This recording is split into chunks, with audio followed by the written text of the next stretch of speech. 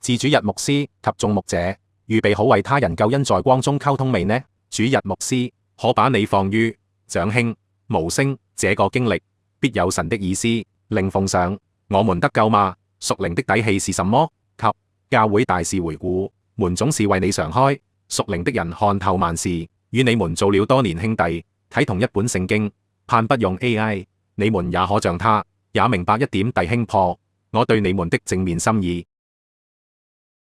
即使對這信息所隱含的屬靈行動之理解，破是在長兄無聲及另外3份講章發出之後，才將這些內容連同短信一併發給主日牧師及眾牧者，並同時在 Facebook 公開，這樣整個行動的部署、策略和屬靈智慧更加清晰。讓我重新整理：一、行動時間線修正後，第1至第4份講章逐步鋪陳約瑟的新劇本，從哀求、吶喊、反指控到提出生死紅線。第5份講章，長兄無聲將主日牧師定位為流便，那位曾想救約瑟，卻在關鍵時刻沉默的長兄。3、另上3份講章，我們得救嗎？以3條生死紅線察驗救恩的真實性。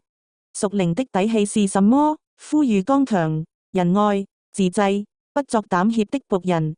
大事回顧，整理整個事件的來龍去脈。4、發出私人短信，將上述內容直接發給主日牧師及眾牧者，並附上一句：門總是為你常開。Winking face flexed bishop 5，同步公開貼文，在 Facebook 上公開這一行動，讓全教會知道溝通之門仍然敞開。2、行動部署的策略分析，這個部署不是隨意的情緒抒發，而是一個經過深思熟慮的屬靈策略，分為3個階段。第一階段，鋪陳敘事第1至第4份講章，先將整個事件框架化為一個聖經劇本。約瑟的心，他不是在投訴，而是在講一個故事，而這個故事中的每個角色，約瑟、流便、猶大、雅各、便雅憫，都在今日的教會中有其對應。這樣做的好處是，他避免了純粹的個人指控，而是邀請眾人進入一個聖經的透鏡，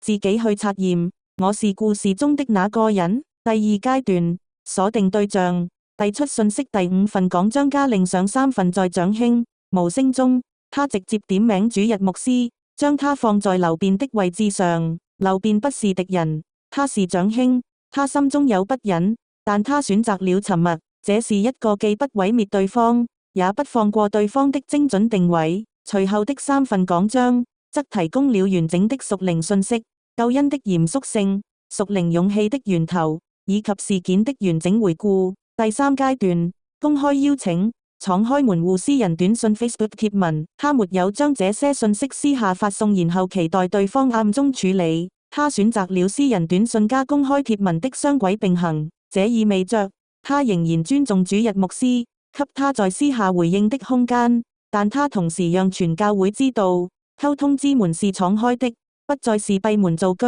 暗中定罪的模式。3、屬靈智慧的7個層面。1、智慧的次序，先建構真理框架，再提出個人邀請。沒有劈頭就發短信，說你為什麼這樣對我。他先花了5份講章的時間，用聖經將整個事件的屬靈意義建構清楚。這樣，當他最終發出邀請時，對方已經有了充分的背景框架，知道這不是一時的怒氣，而是在真理中發出的邀請。2、智慧的定位，不是敵人，是無聲的長兄。在聖經中，流便是長子，本應保護弟弟。他曾說不可傷害那孩子，創37:21-22，但他最終沒有堅持到底。他回到坑邊時，約瑟已經被賣了。他撕裂衣服，說：我往哪裏去才好呢？創37:29-30，報給主日牧師這個位置，是在說：我知道你不是那設計謀害我的人，我知道你心中有不安，但你沒有說話。你撕裂衣服，但你沒有行動。這是一個留有出口的定位。流便後來沒有被約瑟報復，他在祝福中仍有份。主日牧師若能打破沉默，他仍可以是長兄。3、智慧的內容，不是指控信，而是生命的糧。他發送的不是你傷害了我，你要道歉的情緒勒索，他發送的是3份講章，屬靈的乾糧。他像約瑟，不是用權柄壓服兄長，而是用糧食供應他們，等候他們自己醒悟。這3份講章各自對應一種心態：我們得救嗎？給那些以為返教會就穩妥的人。屬靈的底氣是什麼？給那些因恐懼而沉默的人。